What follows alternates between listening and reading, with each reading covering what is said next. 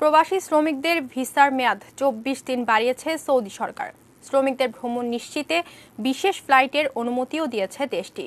৩০ September পর্যন্ত বিমানে ৪টি বিশেষ ফ্লাইট চলাচল করবে। কর্মস্থলে যেতে গত কয়েকদিন থেকে উড়োজাহাজের টিকিটের পিছনে ছুটেছেন সৌদি প্রবাসী শ্রমিকরা।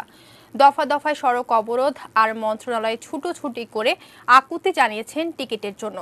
এমন পরিস্থিতিতে দেশে আটকে পড়াদের কাজের অনুমতিপত্র ও ভিসার মেয়াদ বাড়াতে সৌদি পররাষ্ট্র মন্ত্রণালয়কে চিঠি দেয় বাংলাদেশ। তাতে বাংলাদেশ অনুরোধ জানায় ইকামা কিংবা ভিসা বাংলাদেশের নাগরিকদের যার যেটা প্রয়োজন সেই অনুযায়ী মেয়াদ ৩ মাসের জন্য যেন বাড়ানো হয়।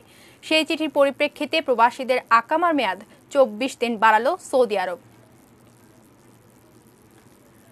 করোনা ভাইরাসের কারণে সৌদি আরব থেকে ছুটিতে দেশে এসে আটকে পড়া প্রবাসীরা অবস্থান করছেন সোনারগাঁ হোটেলের বাইরে। নতুন ঘোষণা আসার পর সেখানকার অবস্থান জানতে যুক্ত হচ্ছে সহকর্মী ফেরদৌস রহমানের সঙ্গে।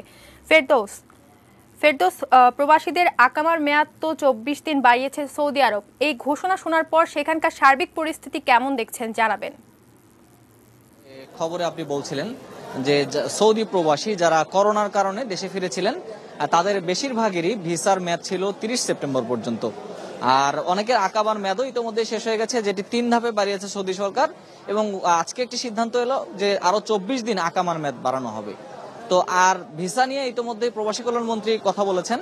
তো সেই বিষয়টি আসলে এদের মূল বিষয়। যারা এখানে প্রবাসী, যারা এতদিন যাবৎ যারা বিক্ষোভ করছিলেন, যারা টিকিটের প্রত্যাশায় এই যে সৌদি এয়ারলাইন্সে বা সোনারগাঁ হোটেলের আশপাশে অথবা এর ভেতরে মানবেতর জীবনযাপন করছিলেন তারা, কেননা তারা প্রায় ৫ দিন যাবত এখানে অপেক্ষা করছেন একটা টিকিটের জন্য, সেটি সৌদি ফেরত যাওয়ার টিকিট, যেটি সৌদি আরবের আগে বলেছিল যে ৩০ সেপ্টেম্বরের মধ্যে না যেতে পারলে তাদের আকামা বাতিল করা হবে। এই ধরনের একটি কথা বলা হয়েছিল সৌদি কর্তৃপক্ষ থেকে। তো এখন যেহেতু ২৪ দিন সেটি বাড়ানো হয়েছে, স্বাভাবিকভাবেই শ্রমিকদের মধ্যে একজন সন্তোষ রয়েছে প্রবাসীদের মধ্যে।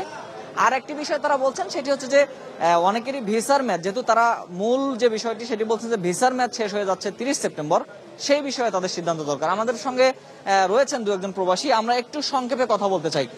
সিদ্ধান্ত আসলো আপনারা ইতিমধ্যেই জানেন, তো আপনাদের কাছে কি মনে হচ্ছে, আপনাদের আসলে মূল দরকার কোনটা, ভিসা না আকামা, আসলে কোনটা দরকার? আচ্ছা, আমাদের বিষয় হচ্ছে কি, আমাদের মূল তো দুটাই, আকামা না থাকলে আমরা যেতে পারবো না, আর ভিসার মেয়াদ না থাকলে আমরা যেতে পারবো না।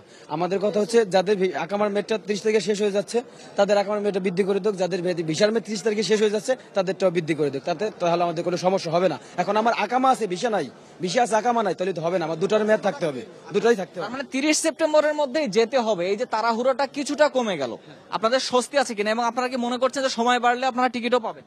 ইনশাআল্লাহ সময় পেলে আমরা টিকিট পাবো, সময় পারলে আমরা টিকিট পাবো। কিছুটা খুশি লাগছে? ইনশাআল্লাহ অবশ্যই খুশি লাগছে, ৪ দিন পরে শুনতে পেলেন মুনিয়া। আসলে এই যে যারা রয়েছেন আমার পেছনে আরো অনেকেই রয়েছেন, তাদের দাবি আসলে কি আংশিক পূরণ হয়েছে, কিন্তু তারা বলছেন যে ভিসার কথা বলা হচ্ছে ৩০ সেপ্টেম্বর পর্যন্ত, সেই ভিসার মেয়াদ যদি বাড়ানো হয় তাহলে তারা আরো বেশি উপকৃত হবেন এবং ভিসার মেয়াদ বাড়লে তারা ধাপে ধাপে যেতে পারবেন। আসলে যাওয়া নিয়ে তাদের কোনো ব্যস্ততা নেই, তারা একটু সময় নিয়ে হলেও তারা সৌদি আরবে ফিরতে চান। তবে তারা যেটি প্রত্যাশা করেছিলেন যে সরকার তাদের জন্য কোনো কথা বলবে, তেমন একটি ঘোষণা সরকারের পক্ষ থেকে এসেছে, এজন্য তারা আসলে খুশি এবং তারা ধন্যবাদ জানিয়েছেন কর্তৃপক্ষকে। তো এই হলো আমার কাছে সর্বশেষ পরিস্থিতি। আমরা নিশ্চয়ই পরবর্তী সংবাদে এই শ্রমিকদের খবর আপনার মাধ্যমে তুলে ধরার চেষ্টা করব। ধন্যবাদ ফেরদৌস আপনাকে। সোনারগাঁ হোটেলের বাইরে থেকে সেখানকার সার্বিক পরিস্থিতি জানাচ্ছিলেন সহকর্মী ফেরদৌস রহমান।